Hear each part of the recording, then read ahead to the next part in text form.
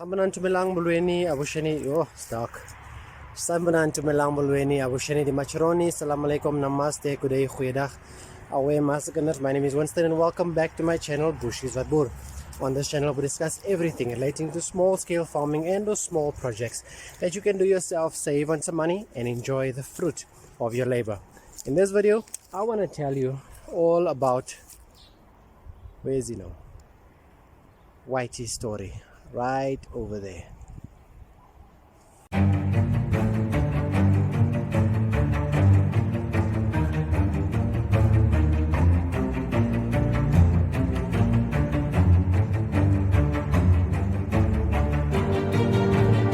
So you're probably wondering, why am I doing this video? So I'm going to leave a link over here, and this ties into that video. If you haven't watched the video yet, you can go watch it. It is all about what to consider when you want a puppy, before you're getting a puppy.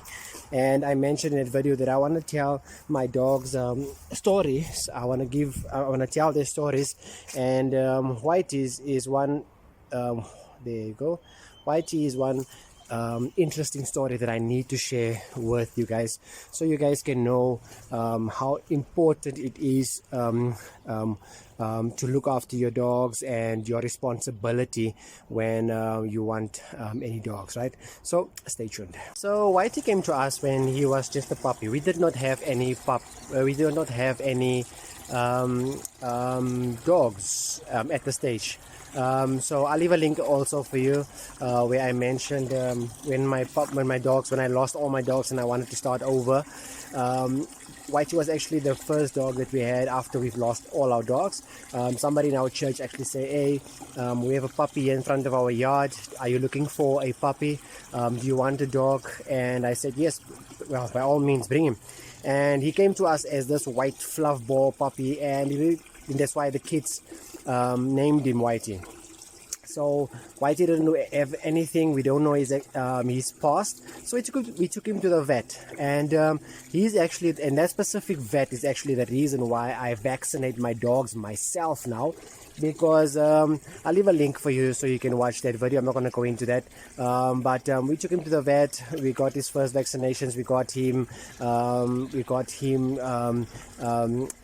vet checked the first time. The second time, that's when everything happened that I didn't like. And then when we got Heidi 2 months later, they actually grew up together. And then Heidi grew up, and we decided, hey, we have to fix Whitey. And that is where the problem started.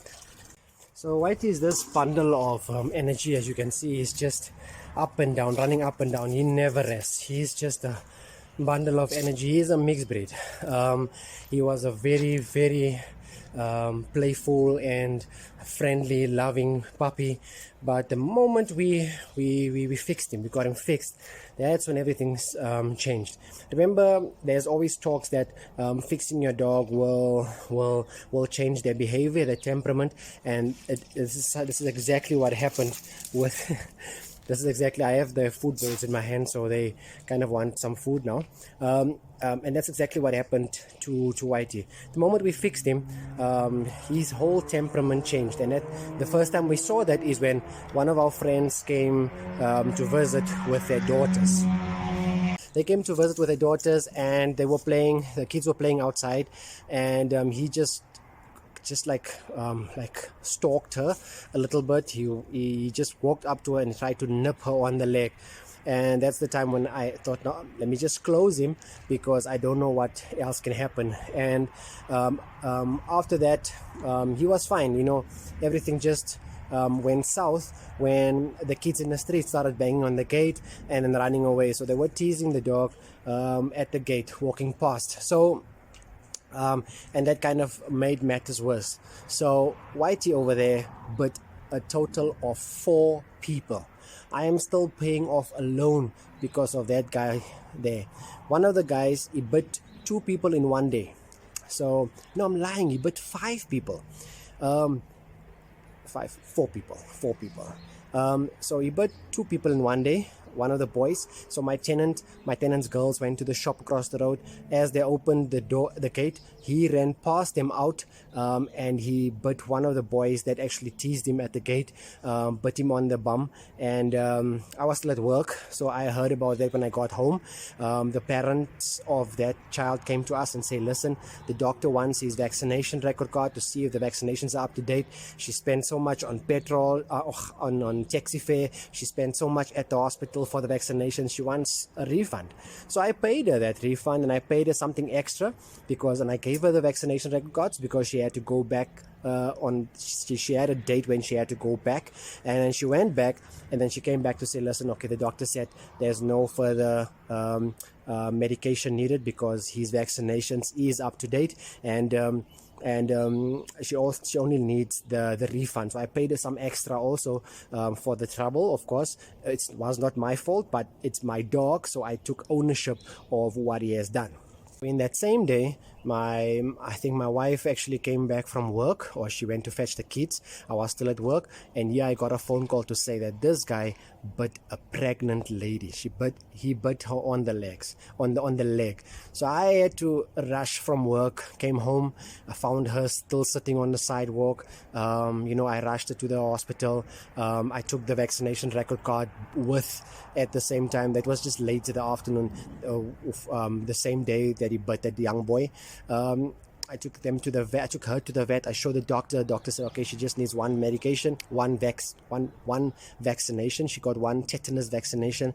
She got something to treat the wound, and obviously I had to pay for that expenses as well. It's my dog. I have to. I followed up with her later on, and she actually gave birth to a healthy young baby girl. So that's Whitey for you. But the second person, the third person was not so lucky. My gardeners left the gate open, right? As they were finished, they left the gate a little bit open. Whitey ran out and he took a chunk out of this woman's foot. A chunk out of her foot. I rushed home again. I had to take her to the hospital. I had to pay for the hospital fees. We went to the. I had insurance for them. I actually had insurance, third party insurance, so I could claim. And we went to the police station, and I wanted to make an affidavit. And the policeman told me, hey, if I'm going to make an affidavit now, I'm going to have to lock you up right now because this is actually a case against you. So the lady actually understanding that I'm an adult, I'm a father of children, it was not really my fault. I have to be accountable for what happened, but it wasn't really my fault.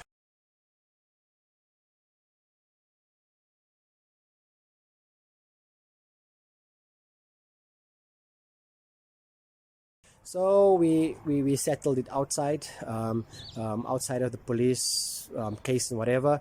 That hospital where I took that lady to, they wanted her to complete the course regardless of his vaccinations being up to date or not. I had to complete everything. She had to complete her vaccinations and checkup, and because that was a deep wound, I won't lie to you.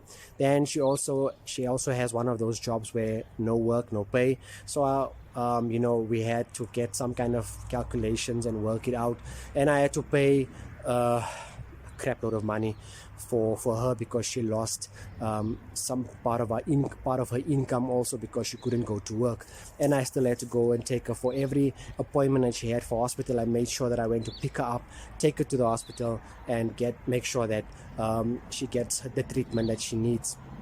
And until this day, I'm still paying for that loan. It's like 2 years later, right?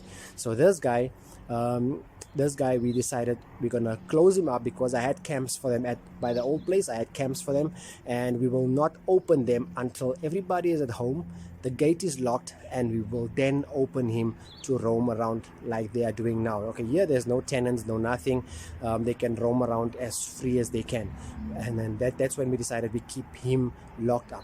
So why am I telling you this story is because vaccinations, dog vaccinations, if you want a dog, okay, you need to make sure that your responsibility is not just towards your animals, but also to the public. And if your dog's vaccinations are not up to date, if they are infected by rabies, and if they bite somebody or a human being or another dog or whoever the case may be, and they kill that person or that person loses their lives, you are going to be held responsible. You might face jail time, penalties, charges, and whatever the case may be. You don't want to go through that. You want to make sure that when you have your animals, when you have dogs, when you want dogs, make sure that you take a dog that will complement your lifestyle. Make sure that you have a dog that complements your lifestyle. Make sure that you have a dog that you can keep safe in camps. Make sure that you have the vaccinations up to date. They are vaccinated, dewormed. Make sure that their health is in order, because the SPCA can also come in and do some inspection at your place. And if they can fine you or whatever they can feel that your place is not suitable for your dogs, you can be fined. You can be penalized. You can go to court cases. You can go to prison for that matter if your dog obviously bites somebody. So you're gonna have to make sure that your place and you care for your animals in the best possible way to protect yourself as a family, to protect your own kids, to protect your animals, and also to protect the public. And that's the reason why I'm sharing you the story of Whitey. He's actually a very lovable boy. You can see he just wants some affection. He loves this. But if some stranger comes in here now, he will not listen to me. He's not like the Boerboels there. He is like something else. He will run past me, he will go bite, and then he will go run back. And that's just because of that myth about them being fixed. Changes their temperament. That's very true. And also combined with the fact that he was teased a lot at our own place. So here he can roam free, nobody to tease him, no nothing. He's like he loves this attention, obviously, so he wants more. So, and this is just it. Every dog is a different temperament. It's how you raise them, it's how you care for them, it's how you love them, it's how you basically just care for them. So if you want a dog, make sure that you take care of them in the best possible way. Make sure that you have a good housing, good food, good water, medicine, everything is up to date. Because if like I say, if vaccination is not up to date, I could have been in jail today if their vaccinations was not up to date. So I'll show you a picture where the cats got out, and he was a bit too rough. And now Whitey wants some attention. He was a bit too rough, and then Felix caught a vein, scratched him, caught a vein on his ear, and we had to struggle with a bleeding ear. So, and that was it. So he's not as calm as the Boerboel. So that's the only difference. You have to know your pets, each one's temperament, each one's behavior, their special needs. You have to know them individually and give them that special attention. It's not just about getting a dog, and because Bani has a dog, and this one has this dog, and this one has a pit bull, and I like a pit bull, I want a Boerboel, I want a Rottweiler, whatever the case may be. You need to do your research in terms of that dog. That's why I do not really like mixed breeds, and Whitey is a mixed breed that I do not know mixed with what, and you do not know what temperament he will inherit. That's why I prefer purebred dogs, because I know that that is what the kind of temperament I can expect from them, and this is how I need to raise them and teach them so I can get that temperament out of them. So that is the end of this video. I just wanted to share that information with you. If you like the video, give me a thumbs up. If you don't, give me a thumbs down. If you have any questions, tips and tricks, suggestions, I know there's some animal activists out there that will probably think that I was negligent when he bit those people. Oh yeah, I forgot the last person he bit, the fourth person he bit. I went out, I wanted to go out, I opened the gate, he was standing one side, he's very fast. I literally got into the car, pulled the car out of the yard, and when I got out to close the gate, he was already past the car. He went across the road and he bit this lady across the road, believe it or not. Luckily, at that same stage, the SPCA came up and they saw everything. And he just scratched her, and they told her if there's no blood, there's no puncture, if he didn't puncture her, then she's fine. It was just a scratch. She didn't even turn around to say anything. She just walked on, and the same SPCA said, listen, there was another incident before that, because my dogs were on heat and there were some street dogs in the street carrying on by my gate, jumping into my yard. I had to phone the SPCA to say, listen, there's some dogs out here. And it's those same guys that came for those dogs that actually came up the road and then asked me, hey, well, how's the other dogs doing? And then, you know, we had a chat about Whitey, of course, and I admitted that that was my fault. That was my fault. Where I opened him up. I just wanted to go out quickly, and then I opened the gate and he ran past and he bit her. That was definitely my fault. There I was negligent, and I will take responsibility for that.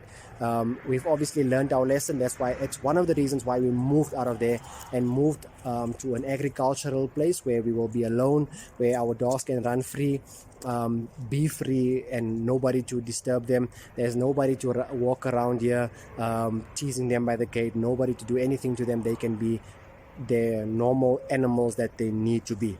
So that's Whitey's story.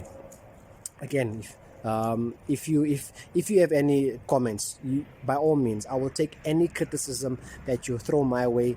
I'm sharing my experiences with you so that you can know that when you want a dog, when you want a pet, that you do your due diligence and not fall into the same circumstances as I am, and not fall into the same or have the same problem that I faced.